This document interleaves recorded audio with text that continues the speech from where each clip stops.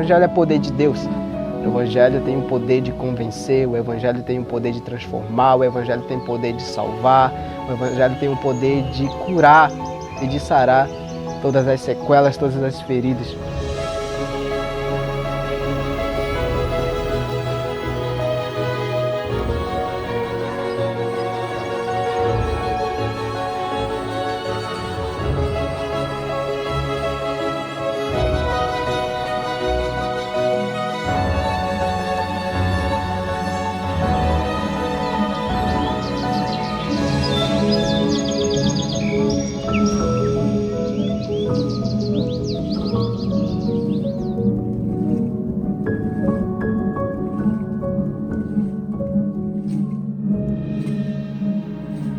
Estamos indo agora visitar a comunidade indígena Três Unidos do povo Cambeba, um local onde ainda não existe a presença de nenhuma igreja evangélica e por conta disso existe uma resistência em relação à pregação do evangelho naquele lugar.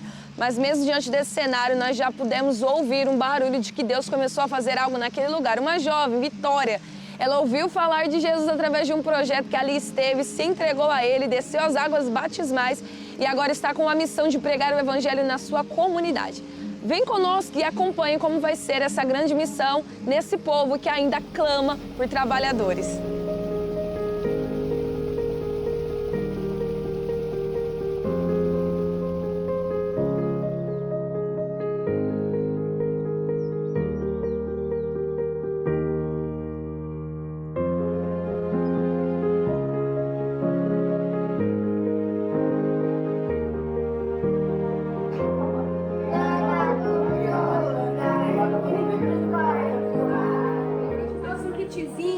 De higiene bucal. Quem aqui escova o dente todo dia?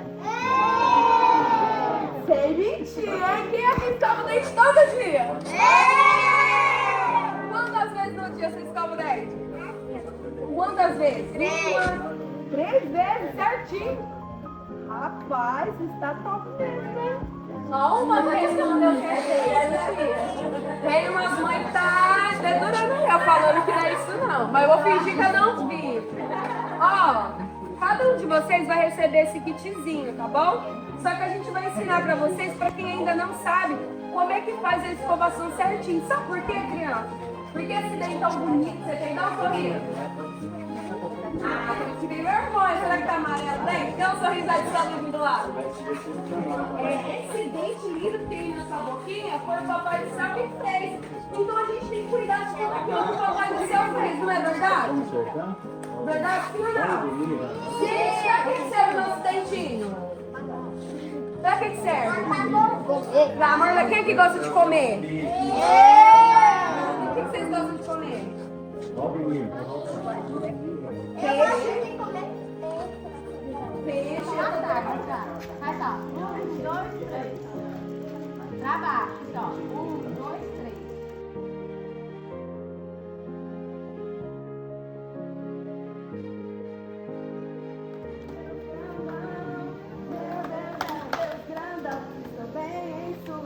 Mais rápido. 1, 2, 3. Meu Deus é o Deus grandão. Meu Deus é o Deus grandão. Meu Deus é o Deus grandão. Estou bem em suas mãos.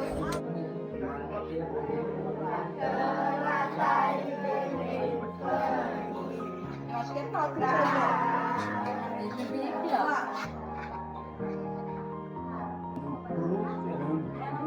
Cada uma dessas famílias, e que neste ambiente o seu nome venha a ser glorificado. Continua capacitando, dando sabedoria ao seu Valdemiro e executa essa liderança diante dessa comunidade. Que o seu coração possa estar cada vez mais aberto ao teu espírito, como ele se fez. A gente fazendo a nossa parte, levando de fato o que a gente conhece, o que é verdadeiro, a gente sabe que a gente está contribuindo para aquela comunidade.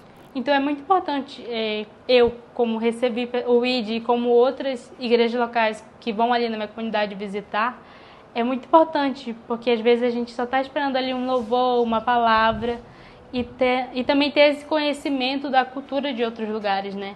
Não ter esse preconceito que algumas pessoas têm. É de fato você levar, mas tendo conhecimento de não afastar a cultura da outra pessoa, mas perceber que de fato tudo é um conjunto, né?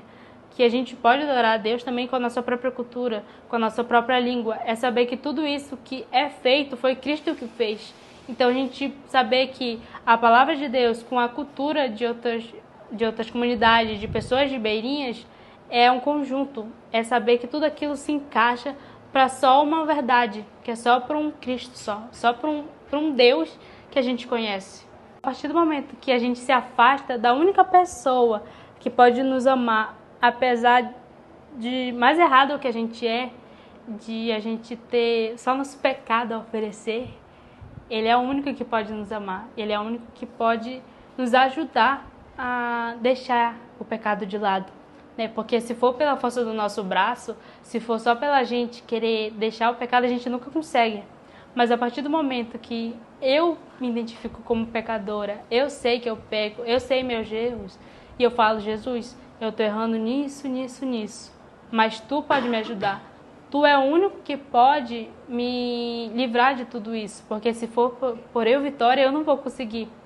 Então, Ele nos ajuda, né? E nos proporciona momentos incríveis. Coisas que acabam acontecendo, que a gente acaba não percebendo, que a gente pensa que nunca vai acontecer, mas acaba acontecendo. Então, a partir do momento que a gente está em Cristo, a gente conhece a verdadeira palavra, o verdadeiro caminho, a verdadeira alegria, né? A verdadeira alegria que Ele nos proporciona. Então, você que é jovem, que pensa que eu estou pecando, eu não mereço estar ali, né, na presença dEle, você está errado. Porque Ele é o único que pode te proporcionar a felicidade. Ele é o único que te pode proporcionar de tirar esse fardo da tua costa que tu pensa. E a partir do momento que tu começa a se entregar de fato, buscar, ler a palavra, né, dele, ele começa a te ajudar nessa caminhada. E quando você percebe, tipo, o pecado que antes você percebia que não tinha deixado, você já não faz há muito tempo. Então essa é a alegria de estar com Cristo, né? De viver para Ele, de estar com Ele, de ver as pessoas falarem, tipo, eu vejo Cristo em ti, eu vejo o Espírito Santo em ti, eu vejo a beleza que Cristo tem através da tua vida.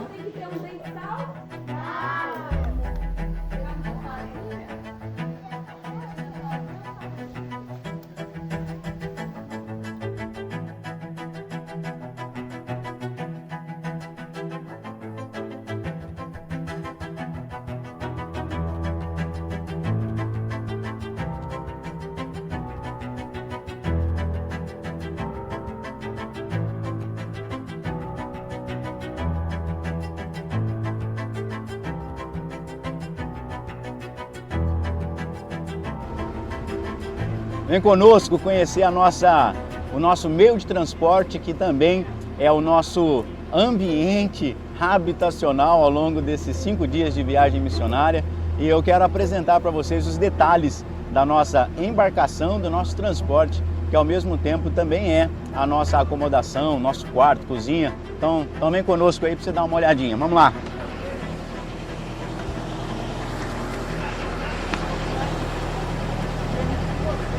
Aqui é a nossa mesa de alimentação, aqui até onde tem aconselhamento pastoral, nosso varal improvisado, estamos aí. Pastor Daniel, nosso missionário, está aí camuflado. Aqui o nosso guarda-roupa, né? Onde guardamos os nossos itens. E aí há um detalhe, e aqui as nossas camas, né? Que agora a gente tem que desmontá-la para a gente poder ter acesso aqui. Mas aí a hora que chegar a hora de tirar um cochilo, um descanso, aí a gente já monta a nossa cama nos ganchinhos aí. Pronto, a caminha já está montada. E aí o nosso som ambiente para você acompanhar é assim que nós dormimos, ao som dessa música que vai encantando os nossos ouvidos. Preste atenção.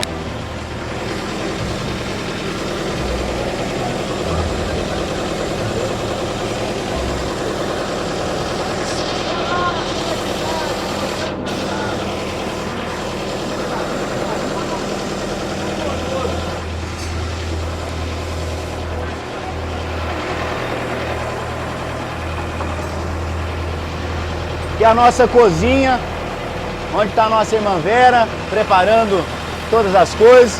Irmão Raimundo, que é o nosso capitão.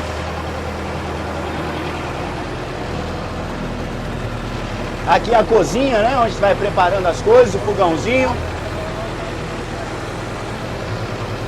E claro, não pode faltar o nosso banheiro 5 estrelas.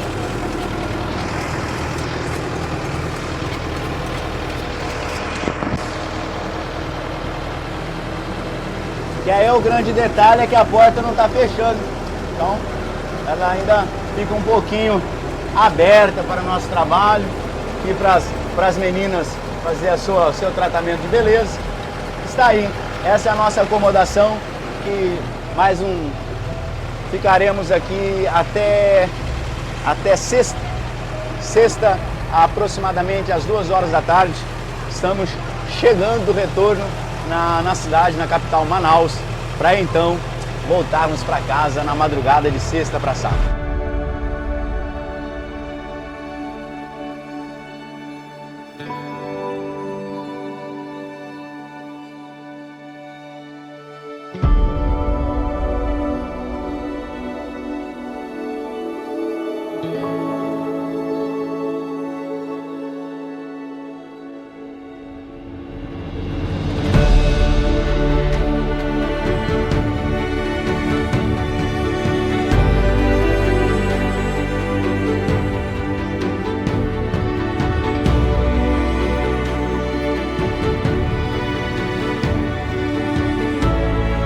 Irmãos, chegando à 4ª comunidade indígena que nós vamos visitar, Terra Preta.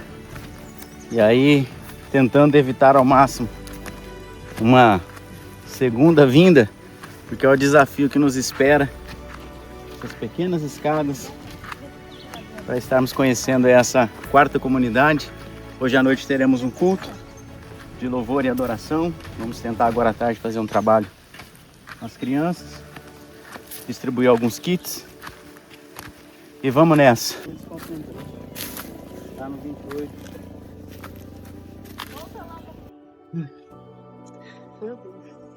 Meus irmãos, como vocês podem observar, além dos desafios, né, que são encontrados nas comunidades, na pregação do Evangelho, os desafios para chegar até esses locais são gigantescos, tanto de percurso de barco, como também para a gente se locomover até as comunidades. Então imagina só, um missionário que está sempre fazendo esse percurso. A gente está fazendo uma vez e olha só, todo mundo perecendo. Mas é assim, gente, a obra do Senhor não para. Vem com a gente acompanhar um pouquinho mais desses desafios.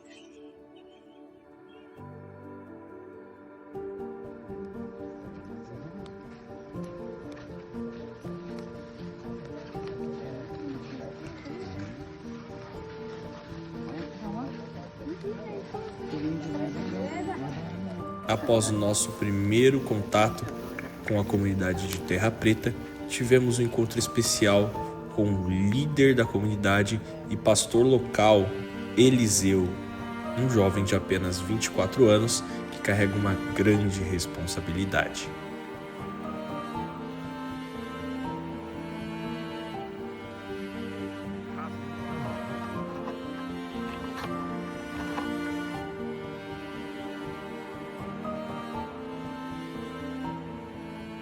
As comunidades vizinhas aqui, elas consideram a comunidade Terra Preta como uma comunidade evangélica.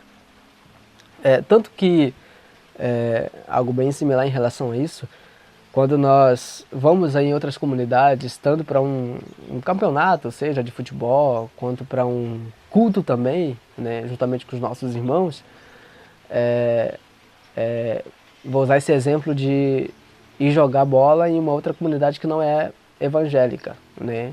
Ou uma comunidade ribeirinha, vamos dizer assim. Eu tenho aqui a comunidade de Santa Maria aqui próximo, né? A próxima comunidade que tem aqui é a comunidade de Santa Maria, né? E é uma comunidade católica, mas ali também tem algumas igrejas evangélicas, né? Como da Presbiteriana e também da Assembleia, se eu não estou enganado, né?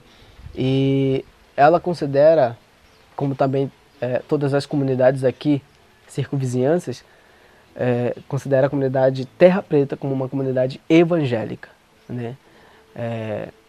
Talvez se você andasse por aí, você ouviria, né? Poxa, comunidade tal, que tem dado um exemplo, isso. Então, isso cai muito na boca das pessoas em relação ao exemplo que muitas das vezes nós damos em relação a isso. Então, quando nós saímos daqui, a gente sempre tem uma reuniãozinha, né? Olha, por favor, não dê uma de louco por aí, mas dê um bom exemplo de conduta, assim como Cristo daria também, né? Deu, na verdade, em relação a isso, né? Então, só que para mim,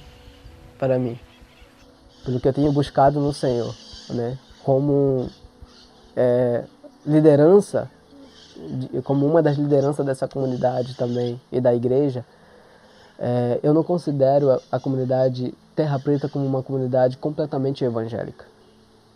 Quando eu digo comunidade, eu não estou falando do lugar geográfico, vamos dizer assim, mas eu estou falando das pessoas, sabe? Porque nem todos ainda conheceram ao Senhor verdadeiramente. Nem todos ainda se converteram ao Evangelho verdadeiramente, sabe? Ainda têm vivido a sua vida antiga, reprovável. E você perguntou quantos por cento? Eu daria mais ou menos uns 70% dos que realmente têm vivido uma vida em Cristo, sabe? E não é porque eles não querem esses outros 30%, vamos dizer assim, não é porque eles não querem viver essa vida em Cristo, né? Porque realmente a gente encontra essa dificuldade em todos os lugares, né? E também é um dos pontos que a gente tem se empenhado muito em relação a isso. Sabe qual que é a nossa mentalidade muitas das vezes aqui em nossa comunidade? Porque já tem uma igreja aqui na comunidade e a comunidade ela é considerada evangélica. Esse é o pensamento dos mais antigos muitas das vezes. Não tem necessidade de visitar os nossos próprios irmãos, os nossos próprios parentes, porque já é comunidade evangélica, já cultuam o Senhor de terça a domingo. Só que o Senhor tem comunicado muito no meu coração há mais ou menos 2 anos atrás, da seguinte forma: existe na sua própria comunidade, no seu próprio povo, pessoas que são como pequenas terras que necessitam de uma semente. Aí eu perguntava ao Senhor, mas o que o Senhor quer dizer com isso? Né? Aí muitas das vezes eu estava na igreja, aí chegava umas 10 pessoas, 20 pessoas. Cadê a comunidade toda? Que não se diz evangélica. Aí eu falava para o Senhor, o que está acontecendo, Senhor? Será que porque eu sou muito novo em relação a isso? Será que eu não tenho nada a entregar? Porque eu particularmente, eu não tenho realmente nada para entregar, né? Mas o Senhor, através de mim, tem. Então, e veio esse questionamento diante de Deus. E o Senhor comunicou muito no meu coração da seguinte forma: olha, não é porque é uma comunidade evangélica que todos ali já são salvos. Não. Há uma necessidade de vocês, líderes, irem de casa em casa. Aí o Senhor falou comigo sobre aquela passagem de Paulo, quando Paulo está indo embora de Macedônia, se eu não me engano, e ele diz àqueles irmãos da seguinte forma: o Senhor é testemunha de que eu não deixei de ensiná-los de forma pública e de casa em casa. A gente muitas das vezes usa o público só por usar, vamos dizer assim. Mas há uma necessidade de ir de casa em casa. E foi o que eu explanei para toda a igreja, foi o que eu explanei para todo o conselho de pastores, para toda a diretoria. E é um trabalho que nós temos feito, né? Da seguinte forma: é a nossa Jerusalém, é a nossa comunidade. Mas muitas das vezes a gente se empolga tanto e já quer ir para uma outra comunidade. Só que a nossa comunidade ela ainda está perdida. Ainda faltam pessoas ser salvas, a encontrarem Cristo Jesus verdadeiramente, a conhecerem a Cristo.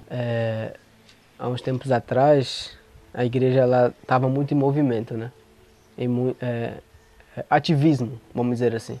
A igreja ela passou por isso, né?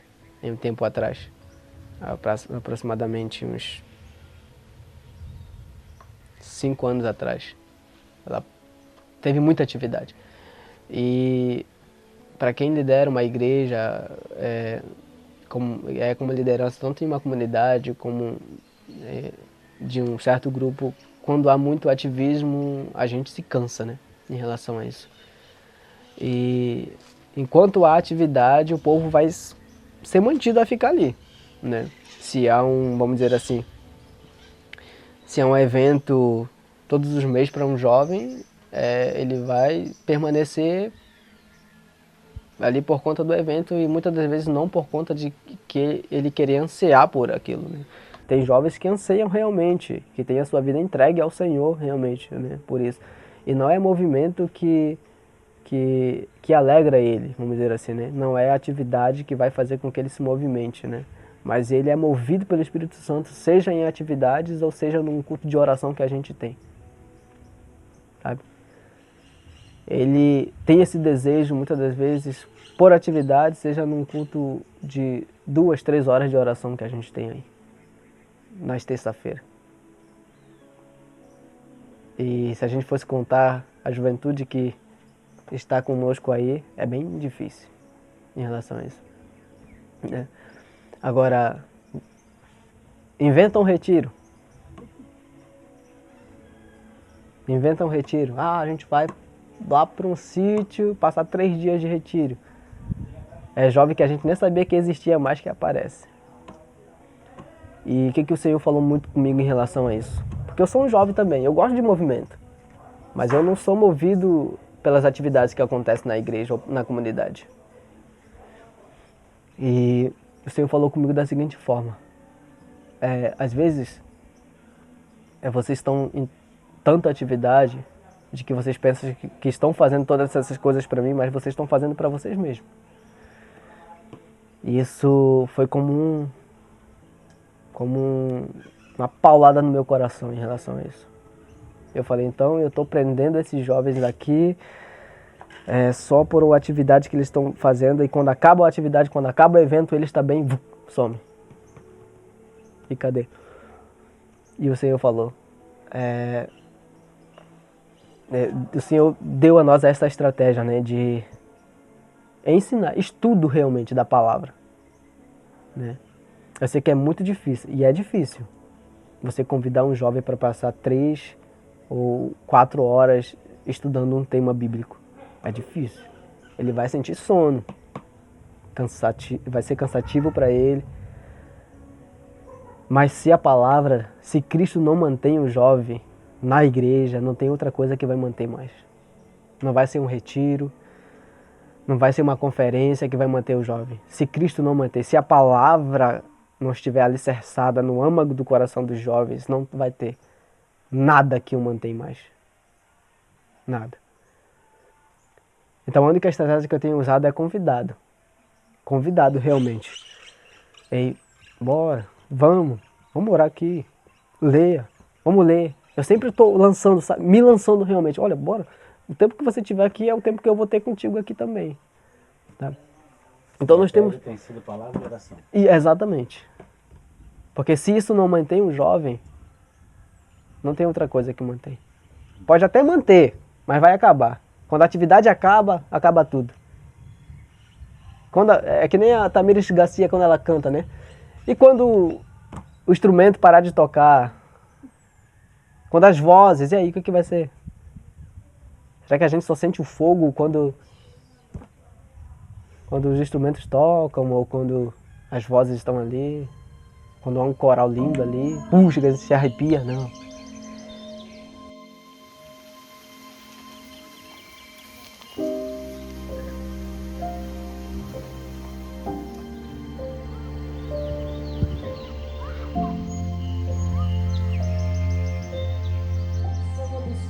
Para o teu olhar, pois a noite brilhará como o meio-dia, porquanto para ti as trevas são luz. Tu formastes o íntimo do meu ser, e me teceste no ventre de minha mãe. Graças te dou pela maneira extraordinária como fui criado, pois tu és tremendo e maravilhoso. Sim, minha alma o sabe muito bem. Os meus ossos não te eram encobertos quando fui formado ocultamente e tecido nas profundezas da terra. Teus olhos viam meu embrião e em teu livro foram registrados. Sobre a cruz o Senhor levaste todas as sentenças que estavam sobre nós. Pai, que os olhos dos seus filhos, que os nossos olhos, em meio às noites escuras, em meio aos perigos e os percalços da vida, Pai, possam estar direcionados para Ti, que possamos estar com foco, olhando firmemente para Ti, com a convicção e com a certeza que o Senhor é o nosso amparo, que o Senhor é o nosso ajudador, que o Senhor é o nosso cuidado, que o Senhor é aquele que nos ajuda, que o Senhor é aquele que nos ampara, que o Senhor é aquele que nos coloca de pé diante das necessidades familiares.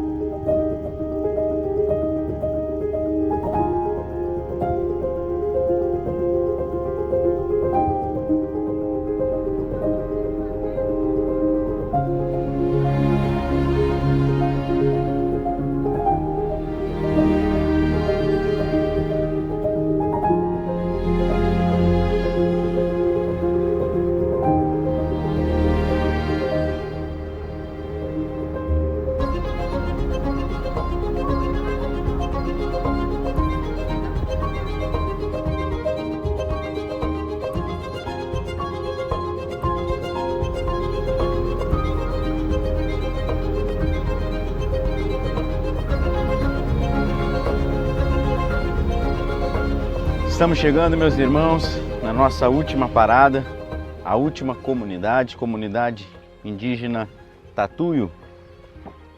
E daqui nós já estamos retornando para Manaus, para nessa madrugada de sexta para sábado, estarmos já embarcando de volta para Ribeirão Preto.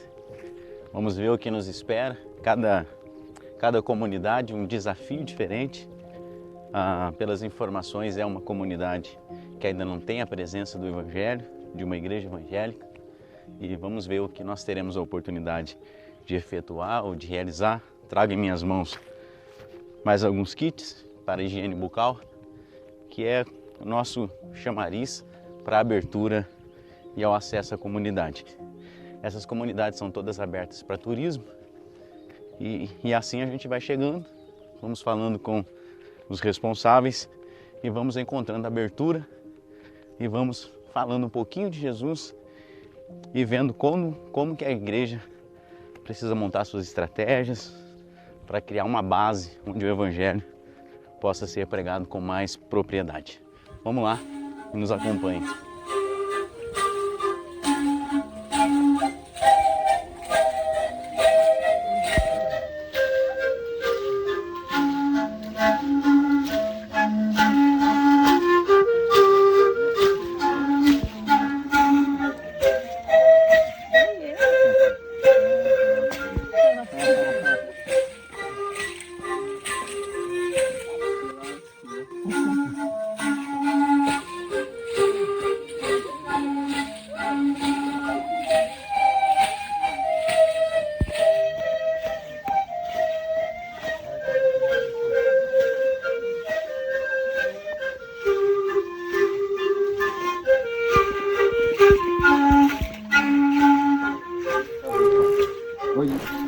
Essas vestimentas são apenas utilizadas durante as cerimônias.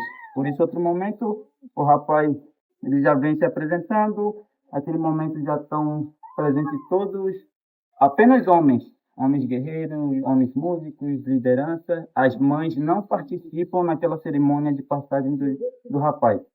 Por isso, em algum momento, a liderança já está aqui fazendo presente, e naquele momento eles repassam várias chicotadas num rapazinho que está dando início para tirar a fase infantil.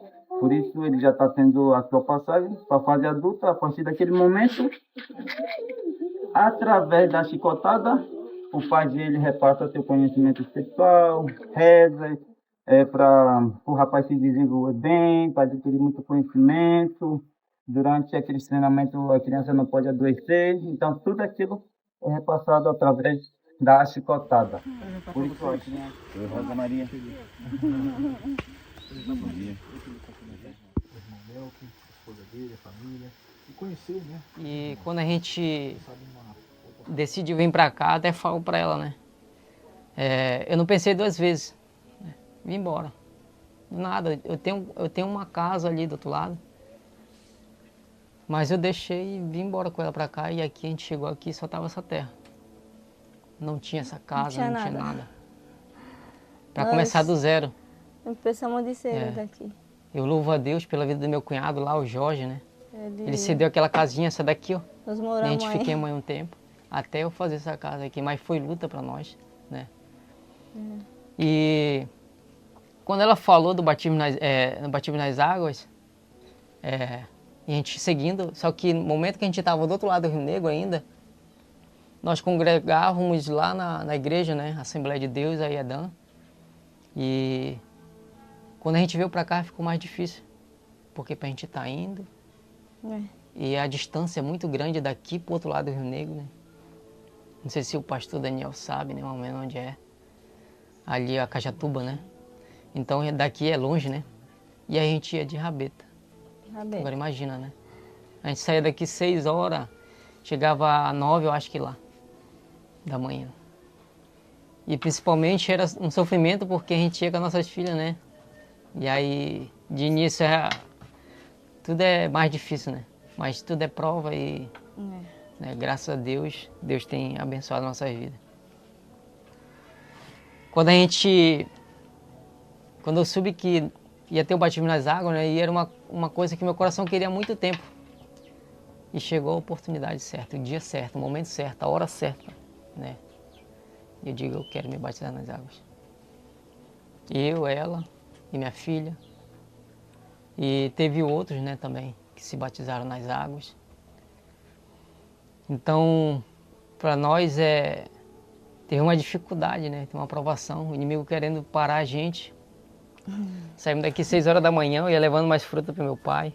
Que meu pai ia presenciar o meu batismo nas águas. E fomos nós 4, atravessando esse Rio Negro. Tinha temporal. Tava dando banzeiro, o vento contra a gente. O nosso rabeta torou o eixo, bem no topo, bem no meio desse Rio Negro. E agora a gente fiquei molhando. Tava mais perto pra gente voltar porque o vento tava assim. Era mais longe de lá. Ela olhou pra mim, e aí agora? Bora. Eu disse, nosso destino é pra lá, a gente vamos pra lá. Chamam 2 pratos. E só tinha um remo no bote, né? E eu Aí com o nós remo aqui, começamos a remar. ela com o prato de um lado, a minha outra filha com o outro prato do lado, e remando de um lado, do outro. Era, não sei que hora era, mas nós tínhamos fome porque nós saímos daqui cedo sem comer nada.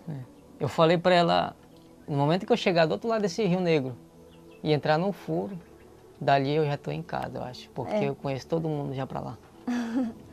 Nós chegamos, né? Remando. Nós chegamos varemos lá na um furo, praia do Areiaú. Aí varemos um furo, do Areiaú subimos mais um pouco, varemos outro furo. Cheguemos numa comunidade, tinha um amigo meu, de longe ele não deixou nem eu falar, ele falou bem assim, pega a minha rabeta lá em casa. Aí vai. E vai. Aí nós Parei, peguei a rabeta e cheguemos. Chegamos 4 horas da tarde. Sem comer nada. Saímos 6 horas da manhã daqui da comunidade Tatuio. Né? O sacrifício foi grande, chegamos 4 horas da tarde lá na Cajatuba. Mas vencimos. E para muitos ali foi um exemplo, porque se fosse outras pessoas não teriam ido. Nós ficamos contentes, chegamos lá, no outro dia cansado, era o batismo, né? Tá, no outro dia o batismo nas águas, eu alegre porque nós vencemos. Então, essa é um pouco da nossa história, né? Resumido, né? É muita coisa. E eu quero dizer para vocês que seguir os caminhos de Deus não é fácil, né? E a própria Bíblia já está dizendo, não é fácil. E eu quero dizer que a aprovação ela vem como para testar a gente, né? Eu digo para minha esposa, eu lia a Bíblia até meus 17, 18 anos de idade e eu não entendia a Bíblia, eu só lia como fosse uma leitura normal. Quando Deus, né, trouxe a gente aqui por algum propósito, eu percebi que era um chamado, né? Não sei se era para minha vida. E eu entreguei minha vida para Deus, né, e pedi para Deus trabalhar na minha vida, assim como na minha família. E hoje eu leio a Bíblia e entendo a Bíblia. Eu leio a passagem aqui nas células que realizamos toda sexta-feira. Eu falo para cada um ver uma passagem para ler. Ler e tentar entender. Antes deles achar a leitura dele, orar e pedir sabedoria de Deus, porque a sabedoria só vem dele, se pedimos dele, né? Eu disse bem assim, eu não nasci sábio, eu nem entendi a Bíblia, hoje eu entendo porque eu vinha pedindo de Deus, era uma necessidade minha, né? Se eu quero realmente seguir esse caminho, eu tenho que me esforçar. Então, Deus viu o meu esforço, né? E abriu minha mente, expandiu minha mente, um entendimento, né? E hoje eu entendo a Bíblia. Eles leem a passagem dele, às vezes ele não consegue explicar, eles pedem para me explicar. Aí eu falo, olha, essa passagem fala assim, sobre isso, aquilo. Então, eu louvo a Deus por isso, né? Eu oro muito para Deus também dar esse entendimento a ela. Assim como eu sei me expressar em português, eu quero ver ela se expressando em espanhol.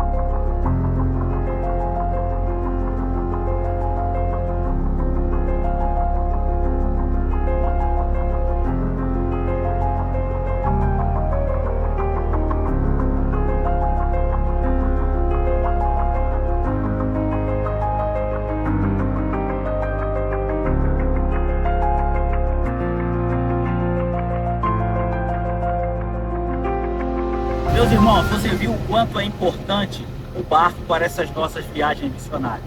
O barco, ele é a nossa casa no tempo que nós estamos no campo missionário. Você viu que durante a viagem ele foi o principal meio de transporte.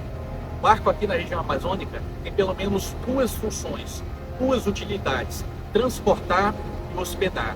Os missionários que vieram daí, a comitiva, foram transportados pelo barco, também ficaram hospedados no barco. Tem banheiro, cozinha, local para atar a rede, enfim, o fato é a hospedagem e o transporte. A viagem foi uma bênção, estivemos passando por locais que nós apoiamos, que temos parcerias, locais que temos amigos, locais que temos família.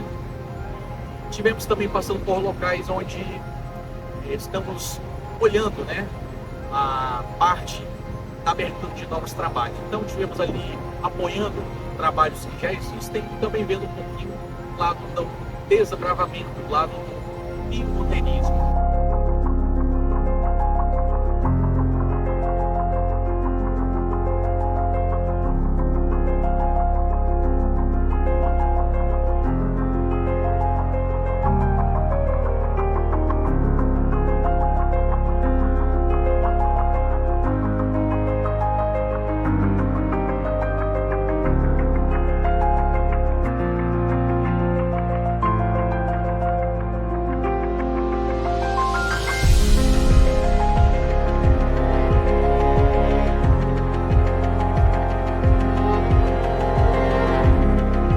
Acabaram de acompanhar um pouquinho do relato de como foi a nossa viagem missionária nas comunidades indígenas do Amazonas.